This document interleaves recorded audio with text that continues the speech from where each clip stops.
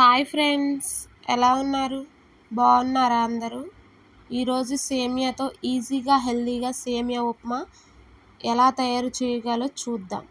ఒక medium size ఉల్లిపాయ ముక్కలు, 2 పచ్చిమిర్చి ముక్కలు, ఒక ఎండుమిర్చి, హాఫ్ స్పూన్ జీలకర్ర, హాఫ్ స్పూన్ తాలింపు గింజలు, కొన్ని పల్లీలు, సేమియాను తీసుకుందాం.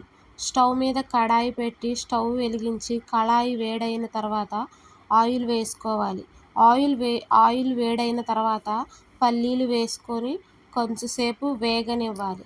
వేగిన తర్వాత జీలకర్ర, తాలింపు గింజలు వేసి పచ్చిమిర్చి, ఎండుమిర్చి కూడా వేసి కొంచెం వేగనివ్వాలి. తర్వాత ఉల్లిపాయ ముక్కలు వేసి దాన్ని కాసేపు వేగనివ్వాలి. వేగిన తర్వాత కొంచెం కరివేపాకు కూడా వేసి మళ్ళీ కాసేపు వేగనివ్వాలి. తర్వాత సేమియా కొంచెం ఉప్పు యాడ్ చేయాలి. సేమియా తీసుకున్న గ్లాసుతో 2 గ్లాసులు నీళ్లు పోసి మరిగించాలి. తరువాత నీళ్లు పోసుకున్న గ్లాసుతో 1 గ్లాస్ సేమియా వేసి కలిపి మూత పెట్టాలి. 5 నిమిషాల్లో హైలో ఉంచి మళ్ళీ ఒకసారి కలిపి 5 నిమిషాల్లో సిమ్లో ఉంచాలి. అంతే, సేమియా ఉప్మా రెడీ.